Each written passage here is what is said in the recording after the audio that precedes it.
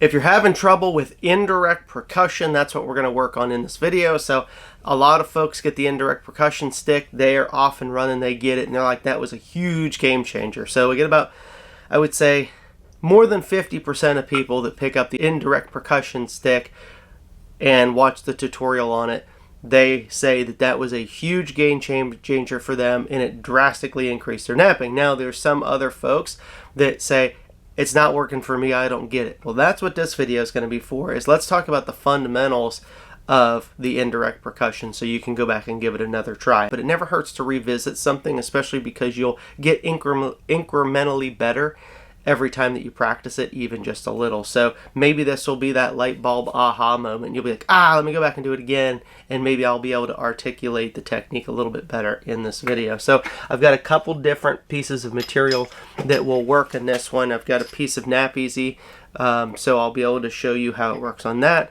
I've got a piece of coral, and I've got a piece of kind of tough chert right here. And so we're not going to be working these into the points, basically just showing you some flake removal and some highlights and walking you through the absolute fundamentals to give you the best results possible out of indirect percussion. So I'll start off here with just a piece of Nap Easy. So this was War Pony Nap Easy that I made, and when I made the spalls, I wanted to go ahead and biface one out so I could show people the color pattern. So I really didn't spend a lot of time in trying to nap well. I was just trying to expose the color to show people. So now's a good time we can take this because it's at a perfect stage to start using indirect percussion. So indirect is going to specifically be more of an extension of pressure flaking. So instead of just pressure flaking and pushing, it's going to be similar, but we're using a lot more force to drive those flakes. So you're going to get more pressure flake type of flakes, but a lot longer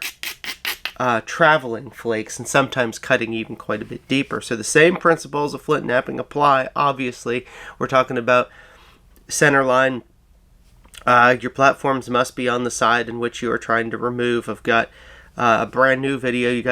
Some of you guys probably watched it maybe even last week. So it's the fundamentals for beginners video. I'll put a screenshot up of the thumbnail for you guys to see, and then also the Flint Knapping for beginners video. So if I start not explaining all this stuff perfectly, it's because you should be watching that other video. This is just really talking about the fundamentals of indirect percussion. So, but the rest of the fundamentals essentially apply. So the best way that I can explain indirect to people is, depending on the material, you're going to have a little bit of a difference in different materials, whether it's something like Nap Easy or maybe a piece of like this coral that we're going to work on here in a few minutes, possibly a chert. You might have to play with different materials to see how much material you're actually going to kiss against this bit. And so with Nap Easy, I like to get just on top of the platform a little bit more than like a chert, where I'm only going to go on the platform a little bit. That's like a really, really hard rock.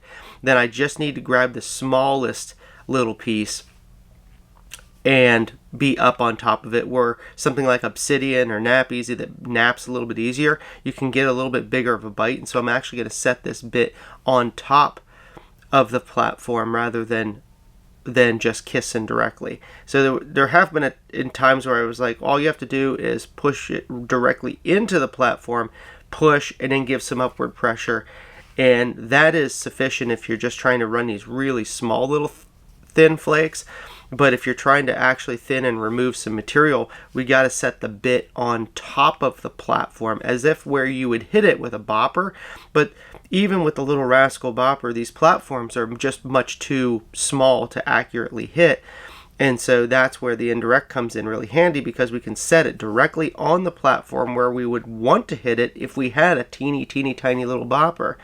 And so then we can pick up on it slightly. So I'm picking up, putting some pressure, and it's almost dead flat is what I say. Is try to leave it almost dead flat, then pick up and then tilt back about a 1/16 to an 1/8 of an inch. So we're going to pick up and tilt back and then run that flake. Now, unfortunately, a lot of these flakes we don't get to see because they come off really hard. But ones that we can see, I will try to catch them and show them to you a little bit better. So the same thing here, remember that's going to be our fundamentals that we're going to stick with, is put the bit just on top of the platform, almost perfectly level, and then tilt the rock back just a little. I just say a 1/16 all the time, but it's more than that.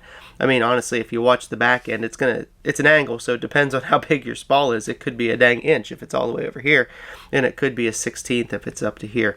But basically just saying, leaving it flat and then just tilt it back just a little. If you have too big of a bite, that's where it's going to go in and gouge, either possibly break, or it just simply won't run the flake at all. And I think that that's where a lot of people do have an issue with Indirect, is they're putting too big of a bite on it, or they're not putting any bite at all. And so again, with the Knap Easy, now we're going to pick it up perfectly flat and then tilt it back just a little, and then a nice pop, and then that one ran pretty much right to center.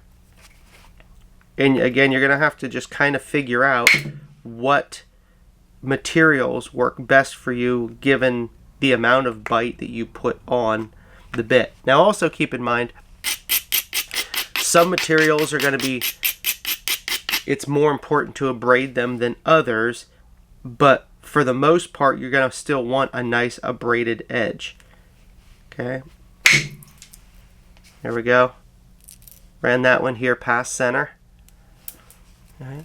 Let me see if I can't even bring you guys in a little bit closer. And I'll have to be a little bit more mindful of my camera positioning for you. So I'm going to come in from the other side now, and there's a nice little thin little ridge line right here that kind of runs into this bullseye looking area. So I'm actually going to angle that back.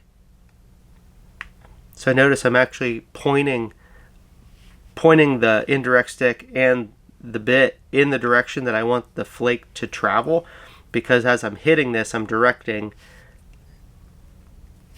it in. So again, perfectly flat and then back. Whoops, I missed it. And then tilt it back 1/16. There we go.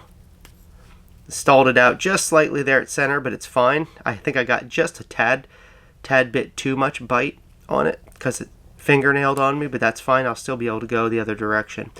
But I give you an idea at least on that material. Let's switch over to this coral blade that's got it's got a couple issues.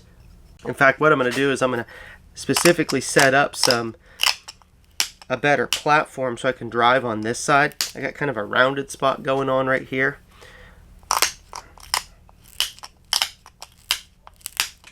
So I'm going to raise that platform up.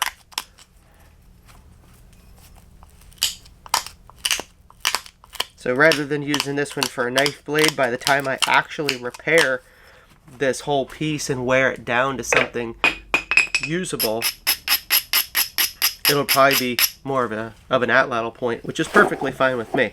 Now, also, let's talk about this, the power in which you hit it. Now, one of the reasons that I have the cap on the back is some people like to do a little heavier work, or they want to hit it harder. And so instead of them wanting to experiment and hitting really hard with this side of the bit, which is not meant for that, that's what this one's for. So this is for people that are trying to get a little bit bigger of a bite, which might actually work well in this case. And the same principles apply where we're setting it up on top, and then we can drive harder hits with this side. The other side can't take nearly as hard of a hit. Now this one obviously isn't going to be as precise either. It kind of is, because you can put it on the squared edge of the copper, but it's not as precise as the little bit. Okay, but you can still run some flakes across with it, and that's for harder hitting. So if you're finding yourself in a position where this is, you're either starting to really bend it, which it may take a slight bend and then you can flip it around the other way, but if like you're really hitting this thing too hard and it's bending, or you're getting to where you're splitting this thing out because you're just wailing on this thing, it's not all about power. We talk about that. In fact, most of it's not power at all. It's setting up platforms and nice gentle taps for the most part. I mean, firm but gentle taps. And so we talk about those in the other videos, where if you're hitting it just too hard, hitting it harder isn't going to drive a longer flake. You still have to have power in it, of course, but the platform needs to be set up properly, and then that's when you can run those nice flakes. See, that one came all the way over and across. Right there is where that one terminated.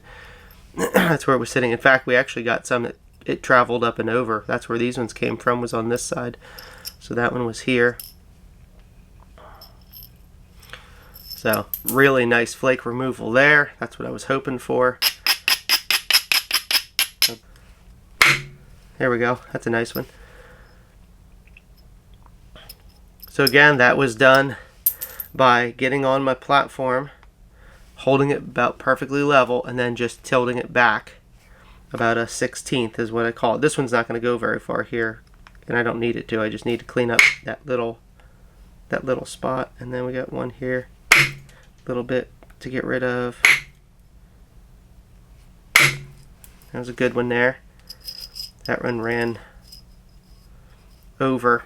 I guess this white rock, it might be kind of hard to see with this camera the way it's picking it up. Let me see if I can find something else for another example. And remember, guys, if you need tools, you need rock, anything like that, remember huntprimitive.com. We've got all that kind of stuff for you. If you get it from somebody else, that's perfectly fine too, as long as you're out napping and enjoying the flint napping process, and hopefully getting out and do some primitive hunting as well. That's the most important part.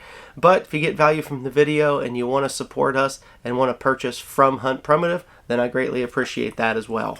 Okay, so normally I would hit this one with a bopper, but I wanted to at least show you guys, because this is all about indirect, give you an example that, see, this platform is big enough here, and if I really, this is kind of thick, if I'm wanting to thin this out, I would line this up and I would hit it with the bopper to run that. So that's a great example. Most people would look at that and go, well, I'm going to start just with indirect. It's a lot of meat to take off with indirect.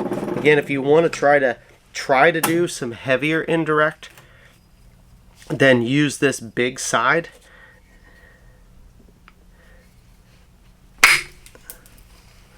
And that's how you can run a bigger bite. But honestly, in the grand scheme of things, still running bopper work at this stage would probably be your best bet.